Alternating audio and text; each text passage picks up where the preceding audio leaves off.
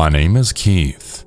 I'm 19 years old and I've lived my whole life in a quiet little town. We've only got about 800 people here, and not much ever really changes. Folks live slow here, real slow.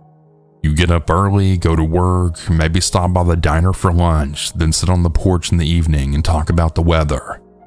People say nothing ever happens here, but that's not really true. Some things have happened. Strange things. There's one part of our town that everyone avoids, a place that we all know about but don't talk about much. We just call it the Hill. No one gives it a fancy name. It's just the Hill. Simple, dangerous, off limits. When we were kids, our parents always told us to never go near it. Stay away from the Hill, they'd say. Don't play there. Don't even look at it too long. But no one ever told us why. They'd just get quiet whenever we asked or changed the subject. That made it worse, honestly. It made us curious. There were rumors, of course. You know how kids love to tell stories. Some said a cult lived out there. Others said people went missing near it. But they were just whispers. Nothing we could prove. I always figured it was just a scary story to keep us from wandering off.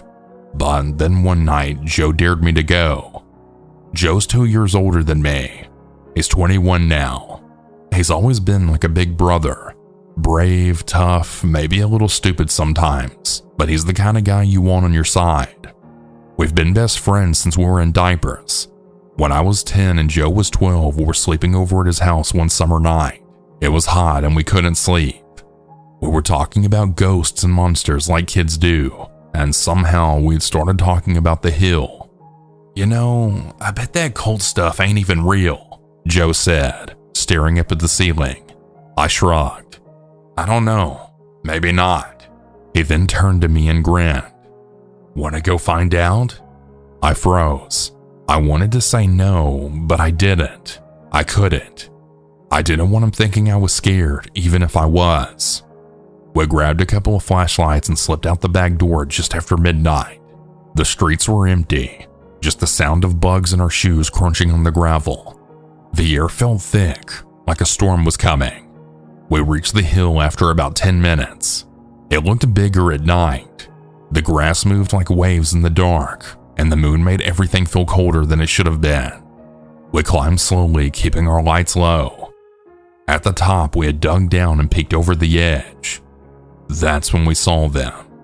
About 20 people were standing in a circle near the base of the hill, under the big oak tree that had been there forever. They wore long black robes and white masks, plain blank masks with no features. Each of them held a candle, and they were chanting something we couldn't understand. The sound didn't even feel like words. It felt like buzzing in your bones. I wanted to run right then, but I couldn't move. Then Joe slipped. His foot caught a loose rock, and it tumbled down the hill with a loud crack. The chanting stopped. Every head turned toward us. We didn't wait. We took off running, tearing through the grass down the far side of the hill and across the tracks. I swear I heard someone chasing us, but I never looked back. We didn't stop until we were behind Joe's house again, hearts pounding, lungs burning. We collapsed in the backyard and didn't say a word for a long time. After that, we never really talked about what we saw. We just moved on. Sort of. But every time I walked past that hill, I felt eyes on me. Years passed. We finished school and started working. Our small little town stayed the same. Quiet on the outside. But that feeling, the one that you get when something isn't right, it never left us. Then a few months ago, Joe came to me with a strange look on his face. Have you ever thought about going back? He asked. I didn't answer right away. Part of me had been thinking about it too. The other part wanted to forget it forever. We're older now, he said. We can handle it. Might even find out what's really going on. I should have said no, but I didn't. So we went. This time we brought better flashlights, pocket knives just in case, and our phones.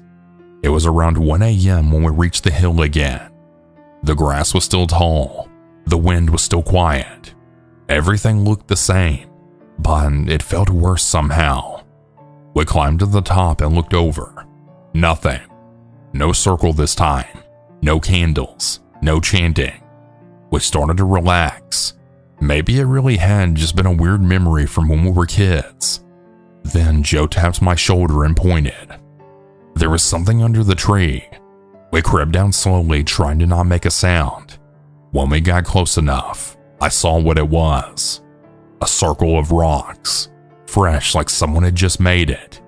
And right in the middle was a small wooden box. Joe bent down and opened it.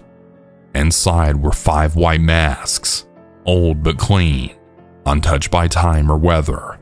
Suddenly, we both felt it. We weren't alone. The air shifted. Cold swept in. I looked around and saw shadows, figures standing just beyond the trees watching. We dropped the box and ran. That night, we didn't go back to our homes. We drove 2 towns over and slept in Joe's truck at a gas station. We never told anyone.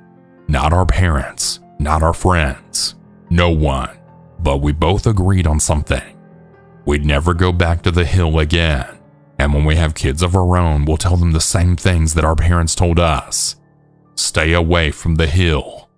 Don't go near it. Don't even think about it. Because now we know why. And some things are just better left alone.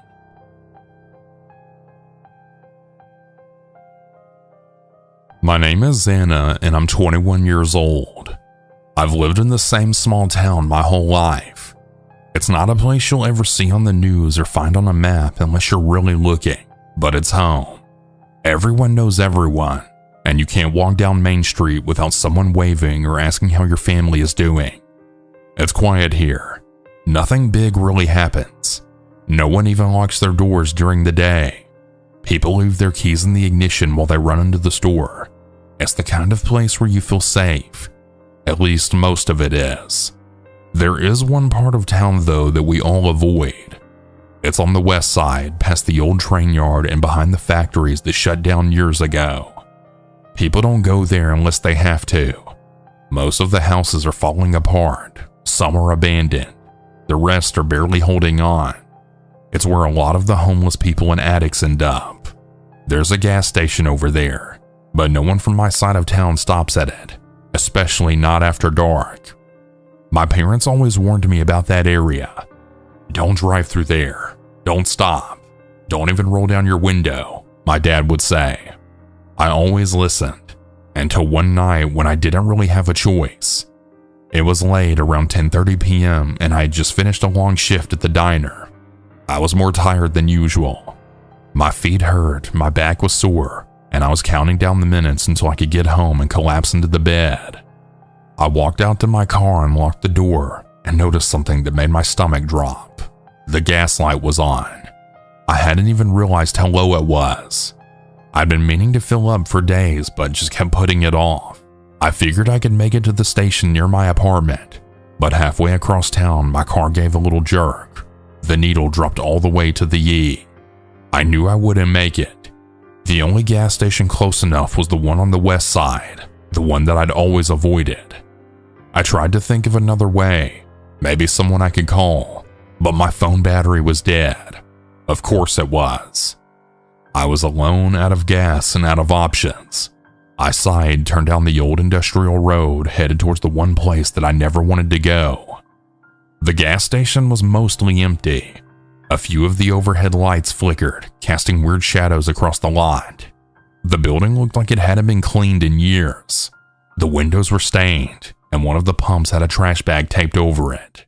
There was only one other car there, a rusted old sedan with one headlight missing and a busted front bumper. I pulled up to the farthest pump, trying to stay close to the light. I told myself that it would only take a minute, just enough gas to get home. I got out and swiped my card. The screen was cracked, but it worked. As I started pumping, I kept glancing around. The silence felt heavy. I tried to keep calm and told myself I'd be out of there in no time at all. That's when I saw him. He came from around the corner of the building. Tall, thin, with messy hair, and clothes that looked like they hadn't been washed in weeks. His eyes were wide, darting around like he was looking for something or someone. He walked straight toward me. "Hey there," he said, smiling in a way that didn't really feel friendly. "Got a few bucks?" I gave a quick shake of my head. "Sorry, I don't have anything," I said. He didn't stop. He kept coming closer. You sure?" he asked again. "I just need a couple of dollars, that's all. I'm having a rough night." I could feel my heart start to race. I tried to stay calm. I didn't want to make a scene. I forced a small smile. "I don't really have any cash," I said. "I'm just getting gas and heading home." But then he stepped closer again. Too close. "You live around here?" he asked, tilting his head. "You look familiar." My hands started to shake at this point. I could feel the gas pump still running, but I didn't care anymore. In the middle of pumping gas, I stopped and put the pump back in the holder. "I need to go," I said quickly. Before he could say anything else, I turned, got into my car, and slammed the door shut. I hit the lock button just as he reached it and knocked on the window. "Hey," he said, louder this time. "Don't be rude. I just wanted to talk." I didn't look at him. I started the engine, backed up fast, and drove out of the lot like something was chasing me. My heart didn't slow down until I pulled into my apartment complex on the other side of town. I didn't sleep much that night. I kept hearing that same knock on my window in my head. I kept seeing his eyes, the way he smiled at me, like he already knew me somehow. It made my skin crawl. For weeks after that, I didn't go anywhere at night without feeling nervous. Every time I saw someone walking down the street, I'd tense up.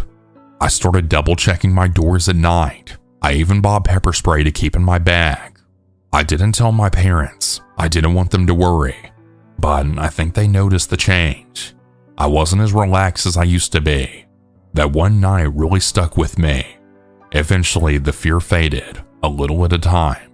Life went on, but I never forgot how it felt. I've always loved my town. It's a good place, but I've learned that even good places have dark corners. Places people don't talk about. Places that feel like something right out of a bad dream. And sometimes all it takes is one bad night to remind you that safety can be a fragile thing. I'll never go back to that gas station again, no matter how low my tank gets. Hi everyone, my name is Richard. I'm 60 years old now, living in a Manhattan apartment that overlooks the park. It's not the biggest place in the city, but it's mine and it's comfortable. I've made a good life for myself here. A career in finance, some wise investments, and enough luck to retire early. I keep busy with charity boards, museum visits, and way too many cups of coffee from the shop down the street. People here know me by name. They see me in my tailored coats and polished shoes and assume that I've always been this version of myself. Collected, successful, and at ease. But sometimes, especially on quiet nights, I think about who I used to be. A boy named Richie from a town in Georgia you've never even heard of. A town where the crickets screamed louder than the passing trains, and everybody knew the make and model of your family's car. I really loved that town once, but I also feared it. There's one memory that's never really left me, no matter how many years and city lights I've put between myself and that backwoods road. It happened in the summer of 1975. I was 10 years old. Back then, we lived on the edge of our little town. A population of maybe 2,000 if you counted the cows. My father worked at the lumber mill, and my mother stayed home. I spent most of my time riding my bike, exploring dirt roads, and pretending I was a stuntman or a cowboy or something much bigger than what I was. That particular day had been ordinary. I rode over to my friend Tommy's house after breakfast. We played in his backyard, traded baseball cards, and argued over whether Superman could beat Spider-Man in a fight. It was still light out when I started to ride back home. Late afternoon, maybe a little past 5. The air was hot and sticky. The sun was beginning to dip, throwing long shadows across the fields. The ride home was about 2 miles. Most of it was a quiet road. Trees on one side, barbed wire fences on the other. I didn't mind the quiet. I liked it. But that day, something was different. I first noticed the truck about halfway home. It was an old model, maybe a Ford or a Dodge, matte gray with rust patches. I heard it behind me before I saw it, a low growl of an engine that wasn't in any hurry. I glanced back and I saw it cresting a hill behind me just far enough away to not think much of it, but it didn't pass me. Instead, it stayed behind, not close but steady, always just a little too far back to see who was driving. I slowed down a bit, thinking maybe they wanted to pass. The truck slowed down too. That's when I knew something was wrong. I sped up, pushing my little legs harder on the pedals. The tires rattled on the gravel, and my backpack bounced against my spine. The truck picked up speed too, matching me again. Not fast, not aggressive, just following. There was a spot up ahead where the trees got thicker, a patch of woods I sometimes cut through when I wanted to take the long way home. That day, I didn't plan to, but when I saw those trees, I didn't think. I just turned. My tires slid on the loose gravel, but I caught myself and darted off the road. The path into the woods was narrow, barely wide enough for a bike, full of roots and fallen branches. Behind me, the truck came to a slow stop. It didn't turn off the road. It just sat there. I didn't look back again. I dropped the bike as soon as I was far enough in. The brush was too thick to ride through, and I didn't want the sound of the tires giving me away. I ran deeper into the woods, my breath burning in my chest, my legs getting scratched by twigs and thorns. I didn't stop until I found a fallen tree and slid underneath it, pressing myself into the cool dirt. Then I just waited. Minutes passed, then an hour. It got darker, the trees casting shadows that seemed to move even when the wind didn't. I kept listening for the truck, for footsteps, anything. At one point, I had heard the leaves crunching nearby. I held my breath for so long that it actually hurt, but nothing came. Eventually, the forest went quiet again. The cicadas hummed like always. The fear stayed with me, but I knew that I couldn't hide there forever. It was nearly nightfall when I finally crept back out, still crouched low, scanning the road through the trees. The truck was gone. My bike was where I left it, at first. But when I stepped closer, I realized it wasn't. The spot was empty, just flattened grass where it had fallen. No sign of the tires, no broken pieces, just gone. I just stood there for a while, frozen. Part of me wanted to call out, but I didn't really know who would answer. I started walking home. The road home felt longer than it ever had before. Every rustle in the woods made my heart jump. Every shadow looked like something watching. I didn't run though, I just kept walking. When I finally made it to our porch, my mother was outside calling my name. She ran to me, eyes wide, hugged me like I'd been missing for days. I didn't tell her what happened, not all of it. I just said I got lost and walked home. That night, I didn't sleep. I stared out the window waiting to see that truck again, but I never did. The next day, I went back. I told my parents that I was going to Tommy's again, but I didn't. I walked the same road, heart pounding the whole way. I searched the woods thinking maybe I'd missed the bike. Maybe I'd panicked and just forgot where I dropped it, but it was gone, completely. I never saw that bike again. My parents ended up buying me another one later that year, but I never rode that route again. I never even wanted to, and I never even told anyone the full story, not even my best friend Tommy. Life went on after that. I grew up and left that town after high school, and I never looked back. I moved north, went to college, got a job, and built a career. Now I live in New York City where the streets never sleep and there are way too many people to notice you're afraid of the dark. But I never forgot that night, that truck, that silence. Sometimes I wonder who was driving it, why they didn't try harder to catch me, what they wanted, what they were thinking when they took my bike. Maybe it was just a bored local trying to scare a kid. Maybe it was something worse. I'll never know. I was 23 years old when this happened. I once met up with an old friend of mine, male 22 years old, a friend that I had known for a few years prior to the meetup in November 2017. I had actually met this person on a dating site. However, as time went on, the relationship between us became strictly platonic. There were no red flags. My gut did not warn me, so I completely trusted this person. We met up in town behind a bus station on a grassy hill surrounded by trees and a tall wall. Our meeting was to just have a smoke, get a little high, and to have a small catch-up. The meet was fine. I actually started smoking weed a few months before, so I was still relatively new to it. He had brought something new for me to try, purple haze. I wasn't at all anxious about trying it, as I completely trusted this person and would never believe that he would lie to me. He had packed a full blunt for me, but I only managed to smoke a quarter of the blunt. We spoke during this time about work, our previous relationships, and random stuff. About half an hour later, I had started to feel extremely lightheaded and anxious. I suddenly had this strange feeling where I did not feel comfortable at all, and I really wanted to go home. When I asked him if I could go home, he had offered to take me home, but I just said, "No, it's okay." He offered again, "Please let me take you home. You'll be safe with me. I won't hurt you." I shook my head and said, "No, thank you. I can take myself home." When I started to walk away, I felt like I was walking on a cloud. My head became dizzy and my eyesight was a little blurry. I had never felt like this before, and in time, I started to panic. When we made our way down the hill toward the bus station, I was relieved, as there were a lot of people around, so if anything happened, someone would step in. I became extremely terrified of him. I had this horrible feeling in my gut that told me to stay away from him. And when I got to the bus station, I told him I would call my taxi here and go home. His tone was no longer nice, but very stern. "I'm gonna take you home now," and he began to pull at my jacket. I told him no, and I was going home on my own. He pulled my jacket harder, and I fell against him.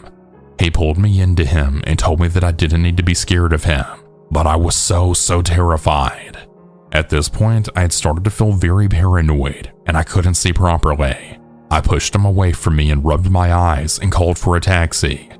He tried to pull my phone from me and yelled in my face, "Do you ever listen?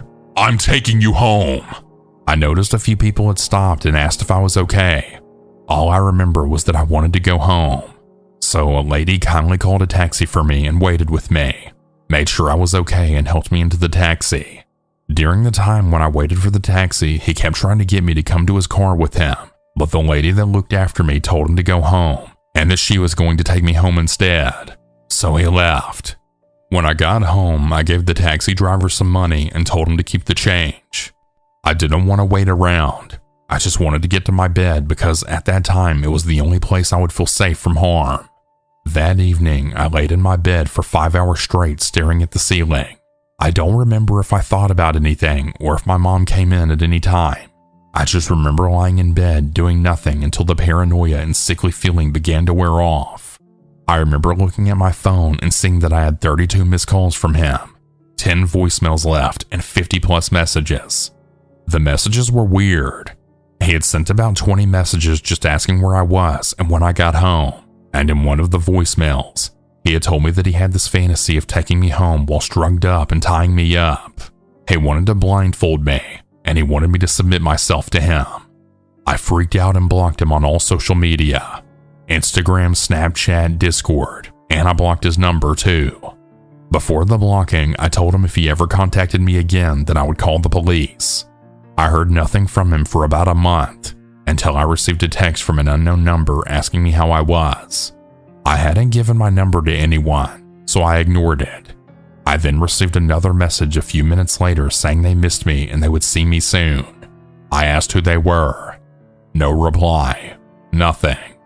I've spoken to some friends with regards to my story, and all of them explained that weed would never make anyone feel this way, and a lot of them think I was given spice, not weed.